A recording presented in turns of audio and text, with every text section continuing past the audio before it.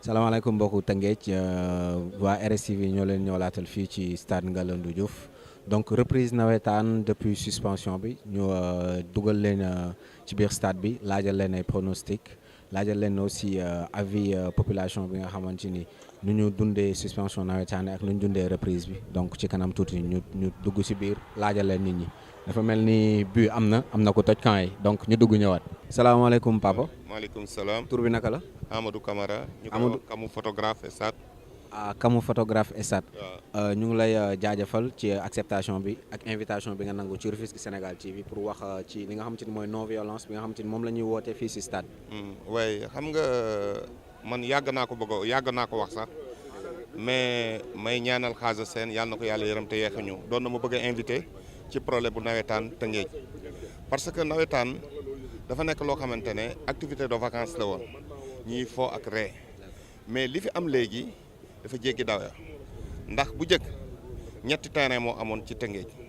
terrain Bata terrain central terrain Dangu bon ay baar amuloon ay weñ tube lan daan samp takk buum ay arbitre amuloon da nga daan yor chemise kii yor kii n'importe quoi amuloon traçage amuloon blouson amuloon dugg oto joueurs yi ñooy ànd dem terrain dox ñibbi mais tey am nga stade am nga tribune am nga projecteur ah da ngay gis joueur bu ñu jënd ay 500000 ay 1 million ay 800000 ah ngay jënd di sol ay loisir ah di dugg car climatisé ngay ñu di la seetaan ndënd yi dal lépp dal gazon synthétique ngay football mais tey violence bi takarnaase te bu njëkk amul violence ñaari équipe yi di football ñoo daan ànday ñibbi mais léegi violence bi dafa takarnaase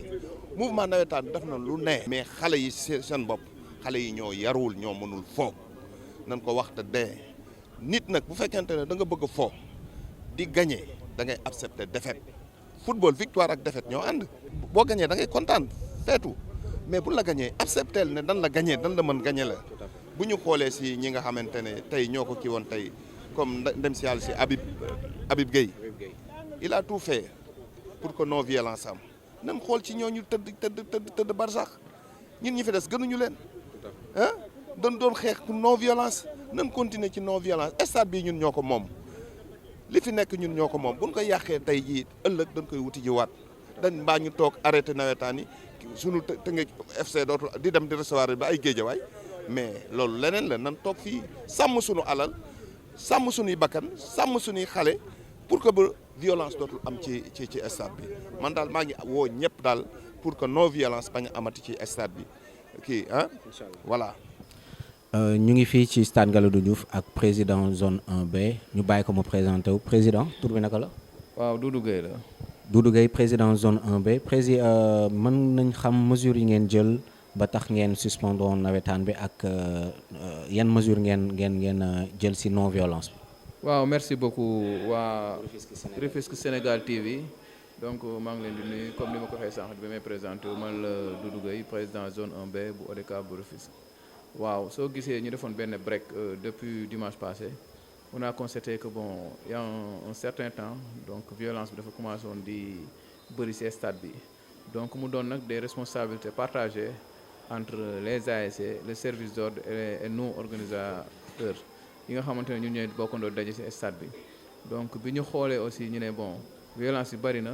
ñu ne nañ toog saytuwaat xool lan moo indi violence bi donc ci loolu lañ arrêté depuis dimanche ensuite ñu créé benn cadre boo xamante ne ñu ngi doon waxtaan di xool di def ay diagnostic ba daal bon jeudi passé ñu convoqué les présidents d'ASC convoqué ñi nga xamante ne ñoom aussi ñooy les présidents des comités de supporters en compagnie avec l'ODCAV et l'ORCAV ñu ñëw toog càmbar ko xool la situation bi nga xamante ne peut-être moo amoon ci jamono yi passé muy violence bi donc si loolu aussi dem nañ aussi gis le commissaire le commandant bi nga xamante ne ñoom ñooy chargé de la sécurité ñun ensemble aussi ñu toog waxtaan trouver des solutions pour que ñu reprendre les compétitions si nga xamante ne anam yu rafet la. d'accord donc tey jii nii mën nañ ne jël ngeen ay mesures ak service d'ordre est-ce que tamit jotul ñun population bi ñu yar suñu bopp comme ni nga ko waxee convoqué ngeen tamit président supporters yi est-ce que problème bi tamit du foofu wala am na tamit ñoo xamante ne nañ arbitrage bi la donc dañuy ñëw rek poser la question bi nga xamante ni moom la population di poser en fait ñii nee nañ arbitrage bi la ñii nee nañ service d'ordre bi la ñii nee nañ c'est la population elle-même en fait donc où se trouve le problème. waaw donc samay biir wax sax nee naa la c'est tout un ensemble donc parce que tey sur le plan sportif am na ñoo xamante ne peut-être dinañ jàpp ne arbitrage bi la mais aussi dans les autres compétitions on voit que ne y a des arbitres yoo xamante ne peut-être dinañ juum et que suñ juumee aussi ñi nga xamante ne peut-être ñoom si ñoom la ñuy juumal am na beneen voie de boo xamante ne peut-être mën nañ fa jaar xëy na ba loolu réglé wu mais du violence moo koy réglé parce que tamit arbitre bi dafa ñëw pour officier un match donc li ko fi indi mooy naa def li nga xamante moom lañ ma sant mu jaar si yoon maintenant nag comme li tubaab di wax l'erreur est humaine donc loolu kenn mënu ci mucc donc man damay juum si samay organisation service d'ordre bi juum peut-être par rapport ak li nga xamante moom la waroon gérer sécurité am donc arbitre aussi dans un match il peut se tromper mais loolu yëpp dama jàpp ne li fi xew si stade bi dama jàpp ne si kër yi lay jógee donc parce que tamit bon am na ñoo xamante ne dina ñëw stade leen fi indi muy match ñu seetaan ko suñ ko seetaanee ba pare après bon ñu dem ñibbi tout tranquillement mais am na ñoo xamante ne dañuy indi leneen loo xamante ne xëy na ñoom ñoo ko xamal seen bopp tey jàpp naa ne bon am na yenn comportement yoo xamante ne soo ko indee am benn melokaan bi tamit bon kooku jàpp naa ne kooku bokkul si du supporter kuy supporter ASC parce que tamit on a constaté que am na ñoo xam ne dañuy ñëw si stade bi si état boo xamante ne bon li yàlla xam doy na donc loolu yëpp peut-être mën na nekk source de violence mais néanmoins ñu ngi xool des solutions pour parer à tout cela donc loolu moo sànq xam ne c'est tout un ensemble parce que arbitre yi ñu naan ñoo ma bokk li ñuy def service d'ordre bi ñu naan ñoo ma bokk li ñuy def les ASC ñoo ñuy accompagner pour que ñu mën a organiser li nga xamante ne mooy les nawetaan donc loolu yëpp su fekkee dañ ko boole tey ku nekk mënoo muñal sa morom par rapport ak erreur bi mu def donc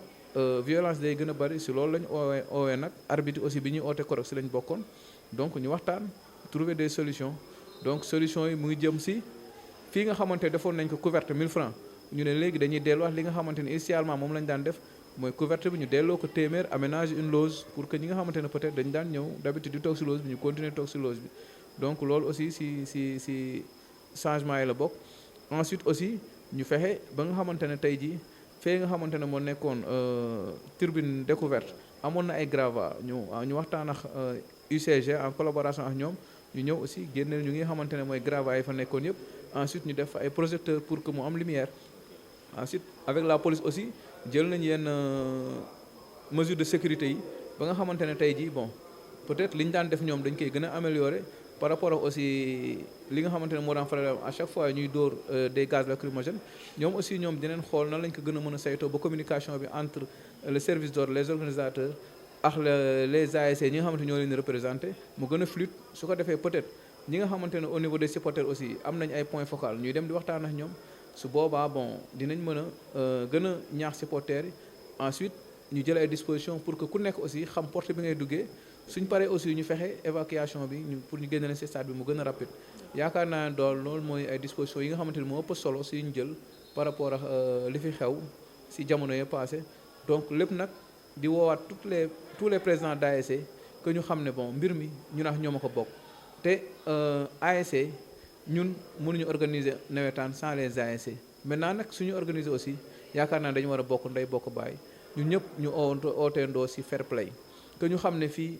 suñ ci génnee tamit y aura un vainqueur ou bien un vaincu mais li ci ëpp solo mooy ñun ñëpp ñoo bokk Tëngéej te suñ bokkee Tëngéej aussi bugguma ëllëg tey ma génn daje sama beneen mbokk boo xamante ne suñu ASC ñu waroon daje ma koy gis di sëgg donc nañ bokk ndey bokk baay ñu xam ne Tëngéej moo ñu ñor ñu ñëw ñu àndandoo fawandoo dans le fair play et la non violence et que ñu xam ne lépp lu fi waaye mën a jëlee rek nga santeek suñu borom. merci beaucoup waa RSTV donc di leen gërëm di leen sant yéen aussi di leen wax rek ngeen gën a yokk aussi sensibilisation bi par rapport à la non violence parce que aussi liggéey bi ñun ñoo ko bokkandoo ci stade bi donc yéen vous venez vous faites la couverture ku ñu naax yéen ñoom on est une même famille donc di ñaan rek encore une fois que ñu xam ne les nawetaan sont faits pour la jeunesse et que jeunesse bi aussi dañu war a nekk un ensemble ñu àndandoo fawandoo ba lépp loo xamante ne bëgg nañ ko pour le développement de Rufisque rek mu jaare à travers nawetaani quoi merci une fois jërë ngeen jëf jaajëf merci. merci beaucoup. salaamaaleykum ba léegi ñu ngi stade Ngalandou Diouf di jël li nga xamante ni mooy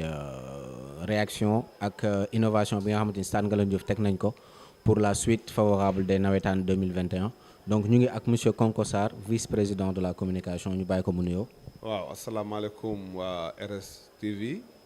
di leen nuyu di leen ziar bu baax a baax di rafetlu seen liggéey bi nga xamante ni yaa ngi koy def fii si stade Ngalandou Diouf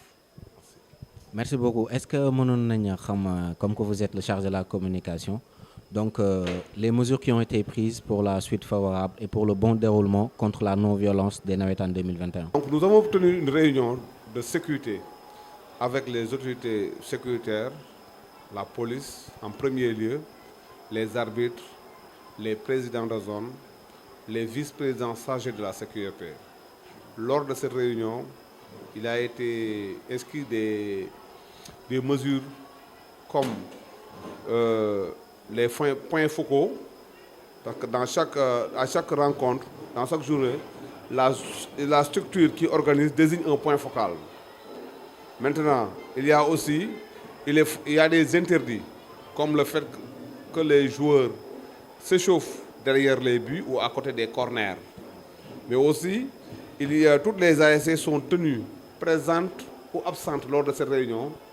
d'être présents lors d'une réunion de technique qui sera organisée par la police et au sein même de la police. Il y a une réunion technique. Il y a aussi l'équipe qui reçoit. Par exemple, on demandait aux équipes qui reçoivent de s'asseoir dans les tribunes à côté, en face des HLM. Mais ce n'est plus le cas. Maintenant, selon l'origine des ASC, les tribunes sont octroyées selon l'origine des ASC. C'est ça. Donc, il est formellement interdit d'enterrer ou de déterrer quelque chose dans les camps ou autres. Là, si l'arbitre te voit le jour, il y a une sanction. Par exemple, il y a un carton jaune. C'est ça pour le moment. Donc il y a d'autres, par exemple, à la mi-temps, tous les jours sont tenus de gagner les vestiaires. Sinon, il y a une amende de 100 000 francs qui est payable avant la prochaine convocation. Il est formellement aussi interdit aux remplaçants de s'échauffer derrière les buts de l'équipe adverse. L'échauffement des remplacements se fera entre les bancs de touche et le poteau de corner. Le délégué de match est tenu de mentionner expressément dans son rapport tous les manquements liés à l'application de ces dispositions par les ASC en lice. Ensuite, pour chaque match, la zone désigne un commissaire de terrain, un commissaire de match parmi les délégués qui figurent sur une liste. Par exemple, il y a une liste de délégués de match qui a été amenée. Donc, on a retenu des personnes qui sont les seules à faire des délégués de match. Donc, dans chaque rencontre, la zone qui organise désigne un délégué de match. Et c'est ce délégué de match-là qui doit faire un rapport et l'amener au niveau de la zone. Les rencontres qui présentent des risques, par exemple, rencontres qui ont des problèmes, sont programmées obligatoirement en diurne. Par exemple, au plus tard, le coup d'envoi, c'est à 16h30. L'ODCAV se réserve le droit de déprogrammer la rencontre. Par exemple, si cette rencontre-là, l'équipe refuse de programmer cette rencontre au-delà de 17h, l'ODCAV se donne le droit de déprogrammer ce match-là. Pour le second tour, c'est-à-dire les quarts de finale, demi-finale et finale, les matchs se joueront en diurne, pas de match au-delà de 19h. La première heure du coup d'envoi est fixée à 15h et la seconde heure à 17h. Donc c'est ça les nouvelles mesures que nous avons prises lors de la rencontre que nous avons tenue pour essayer d'éradiquer la violence dans le stade. Parce que vous le savez mieux que moi, dans chaque match il y a des violences, il y a des arrêts, des jeux d'eau, des jeux de pierre, et entre autres. Donc il y a des problèmes qui sont au niveau du stade. Donc pour éviter tout ce problème-là, on a été obligé de convoquer cette réunion-là pour mettre les points sur les i, mais aussi pour donner une bonne information et sensibiliser les populations par rapport à cette violence-là qui commence à gangréner le mouvement. Parce que tout ce que l'on sait pour le moment, c'est que le mouvement est en train de se dégrader pour cause de la violence. Donc pour sensibiliser les populations, sensibiliser les présidents d'AS et les présidents de zone, on a été retenu de convoquer cette réunion-là pour que les gens puissent être sensibles, mais aussi chaque ASC, dans chaque zone, a reçu les nouvelles mesures prises lors de cette rencontre-là. Merci.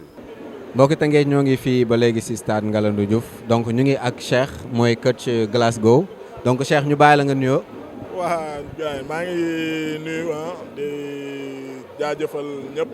vraiment di rafetlu seen liggéey te xam ne aussi vraiment gis nañ liggéey bu rafet bi ngeen di liggéey quoi au niveau de Rufisque vraiment nit ñi amatuñu difficulté pour di seetaan match yi ndax ak yéen te image yi leer na et puis tamit ñëpp a kontaan nañ si yéen daal waaw maa ngi leen di jaajëfal di nuyu ñëpp ñi nga xamante ni ñoo ngi suivre chaîne bi quoi. merci beaucoup coach tey jii ne ñu gis non violence bi nga xam ne moo taxoon ñu arrêté match yi donc reprise bi ñëw na gars yi jël nañ ay mesures tey jii lan ngay woote si non violence bi. waaw football moom àndul ak violence quoi wax dëgg yàlla c'est des choses yoo xamante ni ñun dañ koy déplorer en tant que acteur sportif parce que buñ sañoon chaque jour dinañ football ba pare ku nekk dem ñibbi si jàmm parce que yaakaar naa nawetaan loolu mooy butam mooy pour boole nit ñi te sport en quelque sorte loolu moo war a mën a tax c'est dañ ko def pour boole nit ñi mais pas pour muy taxaarle wala pour muy indil nit ñi ay jafe-jafe mais gis nañ remarque yi léegi kenn bëggatul ñu gañe la te loolu c'est des choses yoo xamante ni vraiment dañ koy ñaawlu ba ci fu ñaawlu bi yem quoi. D'accord. Donc normalement football dañ ci woote fair play parce que ni nga boo gañee ni nga war a feetoo buñ la gañee da nga war a ànd ak ki gañee feetu normalement loolu mooy fair play donc tey jii nii équipe yëpp comme ni nga ko waxee ñu ngi leen di ñaan fii à travers Rufisque Sénégal ak coach bi nga xamante ni mooy Cheikh mooy coach waa Glasgow tey jii nii appel bi mu def ci nga xamante ni non violence parce que équipe yëpp war nañ mën a répondre à cet appel là pour fair play. comme ni nga ko waxee nag football gagné la match nul wala nga perte boo gagné da ngay jubilé kon bu keneen gagné nga la waaye nangul ko nga bàyyi ko mu jubilé nga félicité ko mu dem te violence amul njariñ boo gaañee nit ki sa rakk ngay gaañ wala sa mag wala sa papa wala sa yaay wala nga yàqal koo xamante ni tey jii li mu yaakaar si stade bi la ko yaakaaree woon wala nga yàqal nit ki matériel am boo xam leer na la yow mënoo ko fay kon loolu indiwuñu fi li ñu fi indi mooy ñu kaf foore ku si nekk bëggee di wax ne vraiment Rufisque Sénégal ci kanam quoi jaajëf. merci beaucoup coach donc Rufisque Sénégal ci kanam Glasgow par force tamit donc ñu jéem a utal leen yeneen réaction ci biir stade. mbokk yi ba léegi ñu ngi fii si stade Ngalandou Diouf tey jii nii ñu ñëw fekk ñi nga xamante ni ñooy jaay ci main courante bi jëwriñ tur bi naka la. Mama Sarr la. jëwriñ tur bi naka la. Souleymane lii laa tudd. d' accord Souleymane. doon stagiaire fii ci stade Ngalandou Diouf. stagiaire d' accord tey jii mën nañ xam ban message nga mën a véhiculer pour non violence bi si stade bi. waaw comme di ñaaxaat gars yi rek parce que sport buñ ne damay bañ ne sport nawetaan foo la kaf ak ree bokk ndey bokk bàyyi parce que relation ci lay génnee ñun ay doomu Tëngéej lañ ñun yàgg nañ ci stade bi man daanaka sama carrière sama enfance yëpp ci stade bi laa ko def waaw waaye ASC yi nga xam ne fi mu nekk nii ñoom ñooy ñëw di football seen i supporters bu ñu ñëwee nañu ànd ak dal ànd ak discipline parce que lii foo la ak ree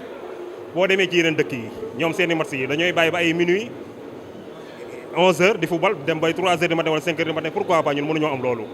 parce que li waral lii mooy violence bi am fii Tëngéej te loolu war nañ koo war nañ koo changé xoolaat comportement yi waaw ay Rufisquois lañ waruñoo suñuy nawle lañ fi nekkal ak suñuy dëkkandoo waruñoo waa Dakar ñoo fi naan waa Tëngéej ji seen ay violence lañ wala ay yàqatu kër jàmbur la waaye agressif loolu ñun suñu wàllu bopp ñoo ko war a jëkk a bañ ñun ñu di ay doomu Rufisquois ñoo war a jëkk a bañ loolu. merci beaucoup jëwriñ tey jii lan ngay wax ci non violence bi ci stade violence bi Sénégal gi Tëngéej ñu war a bàyyi violence xeex bi métti na sànni xeer yi toj boppu jàmbur yi yàq oto jàmbur yi fii Sénégal man ma xam ne nawetaan bokk day bàyyi la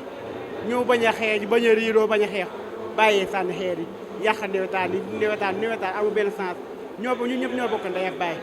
ñu bëgg ñëw yem bàyyi histoire bi bàyyi lépp ñëw bu bari jàmm salaam fair play. d' accord donc appelu fair play yow nga def tey jii nii lan ngay wax ci Rufisque Sénégal. Tëngéej non Dakar xoolal Dakar di ñu waa Dakar dañ ne waa Dakar ñoom dañ naan Tëngéej di yàq deru Tëngéej te Tëngéej ñoom ñoo war a bàyyi sànni xeer te war a yàq ay kër jàmbur toj bopp jàmbur yi xoolal boo demoon Kees xoolal fii ba 3h du matin nawetaan ba 3h du matin yi football kenn football keneen ñu football ba 4h du matin xoolal Tëngéej rek moo ko amul Tëngéej dax dañuy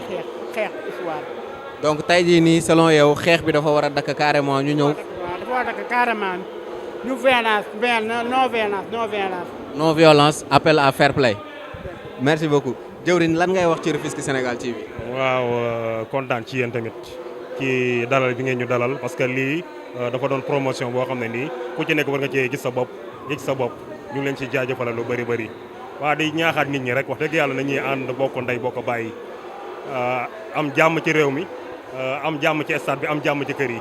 bàyyi oto jàmbur yeeg këri jàmbur ñuy yàq yenn man borom ma ko jàppee ne ñaan la wala soxor. ba léegi ñu ngi fii ci stade Ngalandou Diouf dajeek benn fervent supporter ASC DO ñu laaj ko turam père bi tur bi naka la. waaw man Idé Gueye laa tudd dëkk Santé ko doon supporteru ASC DO.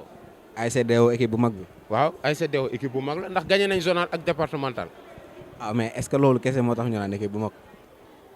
DO équipe bu mag la c'est une grande équipe parce que qualifié nañ 8e de finale mais xamaguñu pour l'instant kan la ñuy dajal.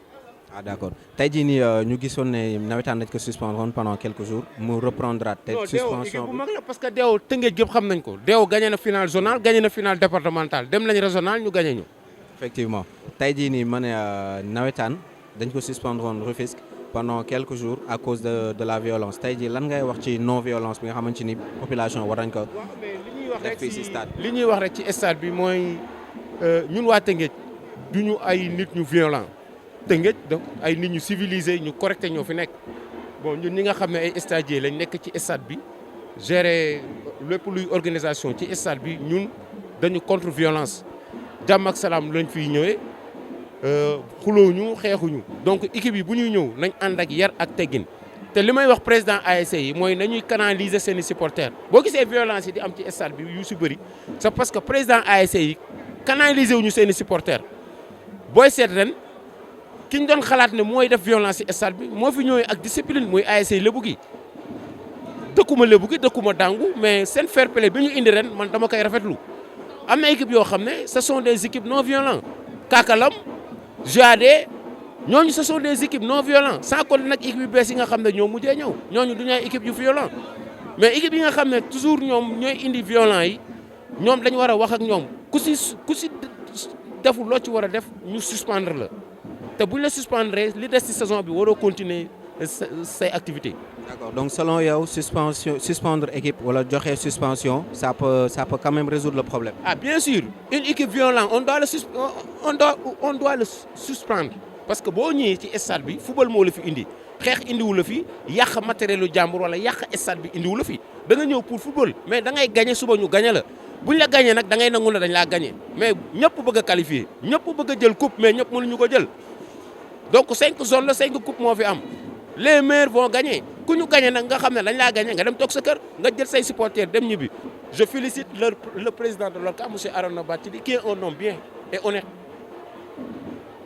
grâce à Arona Bathily tey jii li ñu am ci nawetaan moom la 5 zones équipe yëpp ñu ngi football donc moo ko ñi nga xam ne ñooy président zone yi ak les PCO ñoom ñëpp ñu ngi liggéey pour que nawetaanu ren mu aboutir sans violence Arona Bathily c'est un homme de paix c'est un homme de dialogue il est là pour la jeunesse rufisquoise et on le félicite je veux qu'il réussisse à toutes ses missions c'est un homme honnête et sincère. Inch'Allah donc félicitations au président donc tey lan ngay wax ci Rufisque Sénégal TV.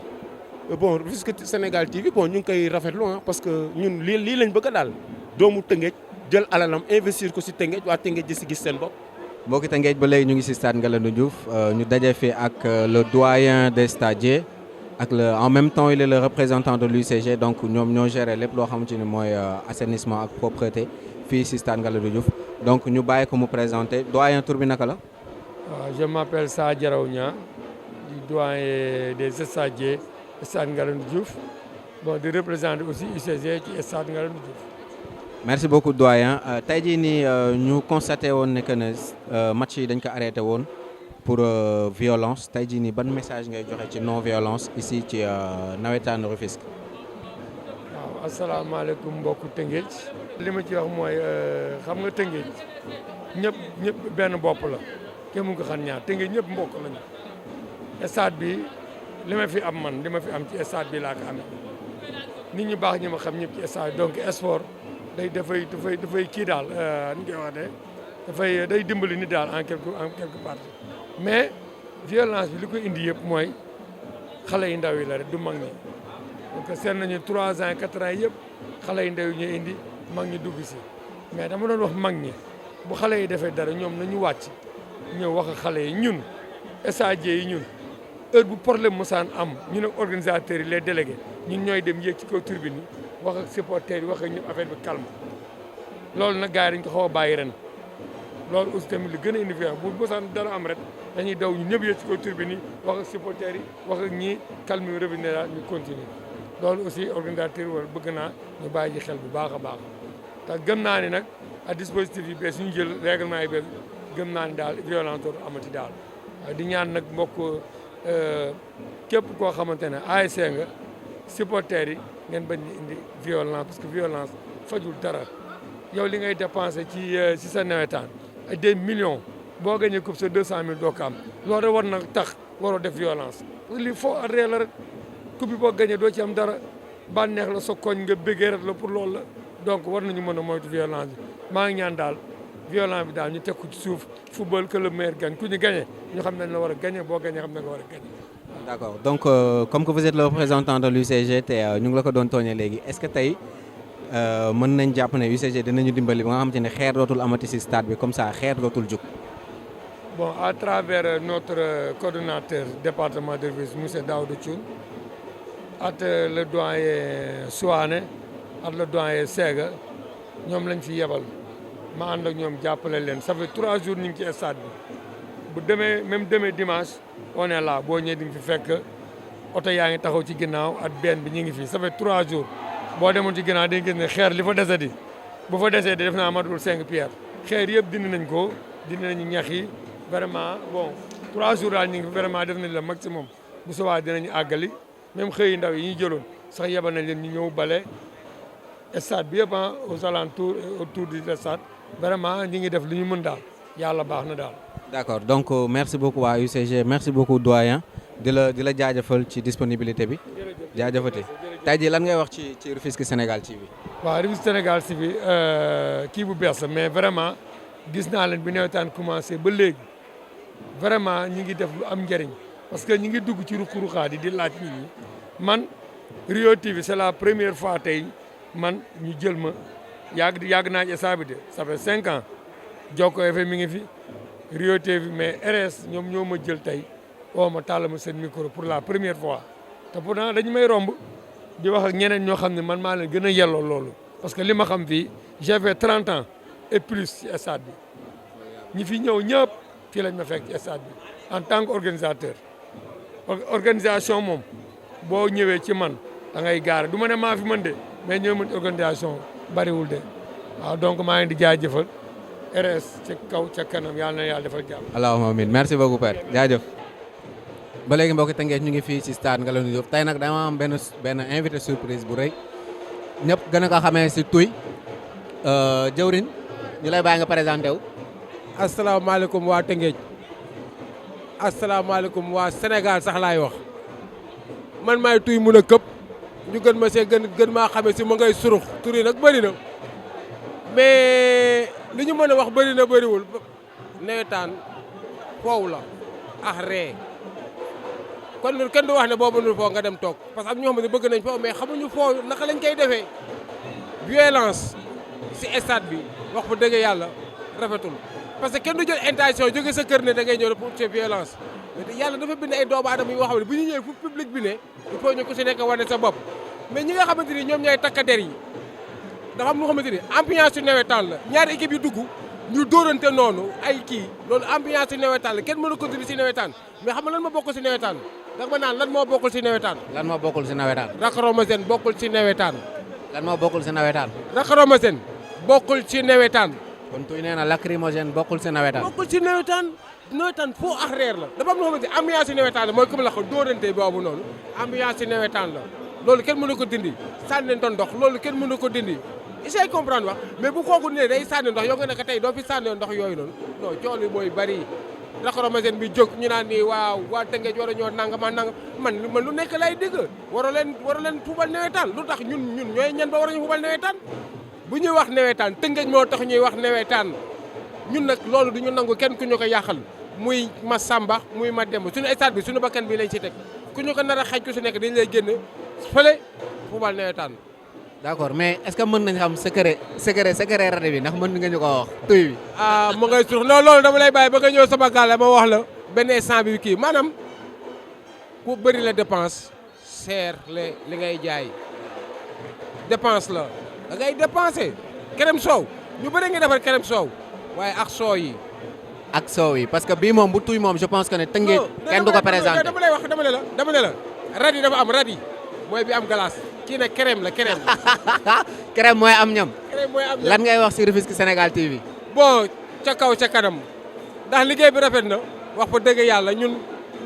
bu ñu juddoo léegi yàgg na mais jamono bu nekk am na Tëngéej lu bees yuy ñëw rawatina yéen da nga leen ñaanal yàlla gën a yokkoo affaire bi mu jëm si kanam ba ñu leen di dégg fa sore wax fa dëgg yàlla rafet na lool wax fa dëgg yàlla. jaajëfati kooku mooy tuy borom rajo bu baax. tur bi naka la. Babacar. Babacar mën naa xam fan nga dëkk si Tëngéej. Babacar jokkul quoi Babacar jokkul info jokkul TV. jokkul TV tey jii nii lan ngay wax ci non violence bi si stade bi. waaw non xam nga stade bi moom bu ñu ko ñëwee fii pour foo moo tax muy nuyu fi ñëpp boo xoolee gars yi toog ne amateur football lañ kon yaakaar naa ñun ñëpp war nañ mën a am conscience boo xam ne dañ xam ne fii foo moo ñu fi indi quoi équipe bu nekk tamit say ndaw nga jéem leen yedd avant ngeen di ñëw stade moo gën ñu ñëw fii xam nga arrêté nawetaan di dinañ yàqal ñu bari quoi violence moom goo mën a xañ si stade bi fii nii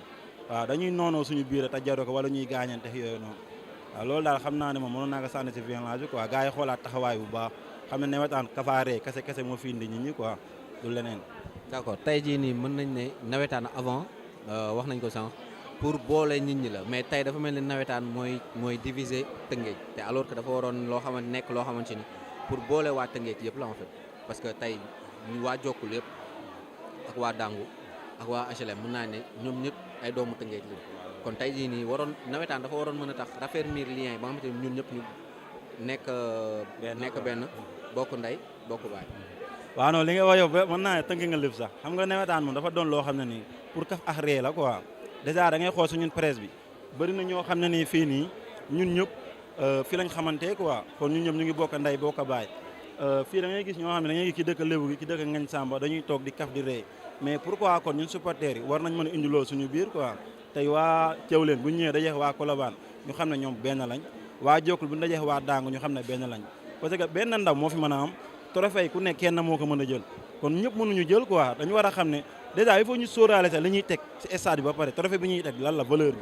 xam nga matul dara kon bu si bëggee nekk di xee ak a gaañante rek après ñun dañuy rus quoi il faut ñun ñëpp ñu xam ne nawetaan kaf ak ree la quoi ñun ñëpp ñu xam nga du neex a wax nag mais nawetaan képp ku fi gaañu yow yaay sonal sa bopp sonal say parents képp ku si tëju police tamit la même chose quoi il faut gars yi xoolaat taxawaay bu baax xam ne nawetaan pour kaf la quoi. merci beaucoup Babacar ci parole yooyu nga xamante ni jox nga tey jii nii balaa ñoo dem dañ lay wax lan ngay wax ci Rufisque Sénégal TV. waaw non Rufisque Sénégal TV moom sa kaw sa kanam quoi sama gars yi maa ngi gis jooy bi bu baax a baax temps yéen a ma teg loxo nag temps yi taw lu ma teg ngeen teg xam nga ñu préparé aussi le 25 maa ngi gis le 25 si stade bi dégguma gars yi wax si nag mais am na luy ñëw le 25 fii gars yi xaar ko quoi. kon baax na kon nag le 25 décembre incha allah. d'accord. àdduna bi Tëngéej jëppaaka moom quoi le 25 incha allah du yóbbu. incha allah merci beaucoup Babacar. mbokki Tëngéej ba léegi ñu ngi fii si stade Ngalandou Diouf ñu ñëw fii ak Souleymane Seye ñu bàyyi ko mu nuyoo. waaw salaamaaleykum maa ngi nuyu ñëpp di sant ñëpp surtout waa RSTV di rafetlu liggéey bu baax bi ngeen def si saison bi nawetaan bi quoi voilà vraiment. merci beaucoup Souleymane tey jii nii ñu gis ne nawetaan dañ ko suspendroon pour acte de violence tey lan ngay wax ci bi nga xamante ni moom la ñëpp woote muy non violence. bon violence bi moom vraiment dañ ko bokkul ak sport quoi vraiment képp kuy sportif nag moom xam nañu ne moom violence moom day yàq lu bëri quoi te d'autant plus ñun stade bi la ñu am ñun nawetaan la ñu am donc je pense que du ñu ñëwee fii rek dañu war a nekk si mbégte si partage échange quoi pour ñu gën a xamante suñu diggante tous les Rufisquois daal maanaam donc du ñu ñëwee nag gis yenn actes yi nag vraiment dañ koy naxarlu bon vraiment métti nañu quoi mais nag ñoo ngi ñaan nag gars yi ñu def benn promotion boo xam ne maanaam képp koo xam ne Rufisquois la doo ñëwee fii sa stade bi da ngay ñëw jàmm moo la fi indi ñëw seetaan après dem ñibbi quoi loolu la ñu bëgg quoi vraiment. mbokk yi ba léegi ñu ngi fii si stade Ngalandou Diouf ak waa ASC GIF donc à ma droite ñu am Omar Diop à ma gauche ñu am Mass ñoom ñooy buteurs yi ki mooy buteur premier but bi donc ñu bàyyi ko présenté wu. waaw bu ma nuyee ñëpp maa ngi sant ñëpp di gërëm sama ay waa ASC di wax man la Omar Diop maa dugal premier but bi su délivrer équipe bi incha pour ñu mën a dem qualifier suñu première place dem demi-finale direct. d'accord donc kii mooy Mass moom moo dugal deuxième bi ñu bàyyi ko mu nuyoo. waaw salaamaaleykum. waaw di kontaan vraiment quoi ci victoire bi c'était pas facile mais xam nga volonté bi moo ëppoon doole sax engagement bi quoi xam nga dañoo gëmoon ni dañuy gagner nekkoon na match bu serré aussi mais bon. comme attaquant lañ ñun bu ñuy avant ñu ñëw terrain sax dañoo gëmoon ni dañoo dugal bon je peux dire que conviction boobu noonu moo ñu dimbali quoi ba tey ñu réussir lii quoi voilà. d'accord donc merci beaucoup tey jii nii ñu gis ne nawetaan bi reprendre na tey jii nii lan ngeen di wax ci ni nga xamante ni moo taxoon ñu suspendre ko mu nekkoon violence tey lan ngay wax ci appel à non violence. bon appel bi ma lancé mooy juste di wax ni sport la te sport dafa am victoire am défaite dëgg la préparer sa équipe pendant ay mois financer sa xaalis ñëw ñu gagné la. nga obligé toogaat ba dégg neexul mais je pense dañoo war a jiital yar ak teggin quoi parce que mooy base lépp nit boo yarul mënoo am dara saa tuuti c'est vrai c'est un peu difficile nga ñibbi war a toogaat ay années di seetaan ñeneen di football neexul quoi mais je peux dire que déjà parents yi ak chef de quartier yenn kii ñoo war a jël seen responsabilité xam nga wax ak supporters yi naan carrément foo kese la da ngay dem nga gagné comme mën nga dem nga perdre kuy ñëw stade nga def loolu sa bopp pour moom loolu bu ñu engagé supporters yu nekk ñu xam loolu ñoom. bu ñëwee facilement bu ñu leen gagné sax dañuy xam ne dañoo war dem defar jiwaat ñëwaat quoi mais en tout cas kenn àndul ci def ci kii quoi violence. ok Omar tey jii nii ñu gis ne nawetaan reprendre na violence moo taxoon tey lan ngay wax ci non violence bi. waaw non violence bi moom kenn d'accord ci moom parce que bu ñu xoolee tey coupe bi du génne département bi du génne sax Rufisque laay wax équipe bii di gagné Rufisque lay des kon ça veut dire que foo ak ree la football foo ak ree la soit da ngay gagné baa ñu gagné la. bu ñu la gagné da ngay dem defaru jiwaat boo gagné nga encouragé sa ki nga gagné parce que lii lañ fi am nawetaan foo ak ree kese la tey jii bu amul doo am jeunes duñu am benn occupation dañuy dem defi leneen comme mu ngi am nag ak Covid bi ñu jógee nii léegi gars yi nañ ci jàpp rek ñu gën a fair play parce que football fair play kese la amul leneen. ñu gis ne yaay l'homme du match qu'est-ce que ça te fait. bon dama koy dëjee samay coéquipiers rek parce que sans ñoom. du mën a nekk quoi parce que man rek mënu ma def lépp on était 11 sur le terrain je dis que c'est les 11 joueurs qui sont les hommes du match quoi. d'accord donc tey jii nii lan ngay wax ci Rufisque Sénégal TV. waaw di leen jaajëfal di wax c'est une innovation parce que yàgg nañ football fii daan ñu gis lii ren ngi ñu gis ko macha allah di leen souhaiter une bonne continuation et des lendemains meilleurs. merci beaucoup Mass lan ngay wax ci Rufisque Sénégal TV. waaw franchement di ci kontaan parce que déjà da nga ñuy faciliter ñun joueurs yi lu bëri parce que tey joueur bu bëgg a jaay boppam foo nga am vidéo te lii nii panel bii nii je pense day faciliter joueur bi en fait mu mën a après dem gis image yi jël ko xam nga mën peut-être jaay boppam quoi da nga ñuy faciliter lu bëri di ñaan xam nga mu dem ba raw ay TFM ay leneen ak leneen la nekk franchement yéen a ngi def liggéey bu rafet. merci beaucoup donc mbokk yi loolu la leen jëlaloon tey jii nii ci stade Ngalandou Diouf waa GIF ñoo gagné seen match contre ASC Salama 2-1. Rufisque Sénégal, la télé de la jeunesse, la télé digitale département de Rufisque.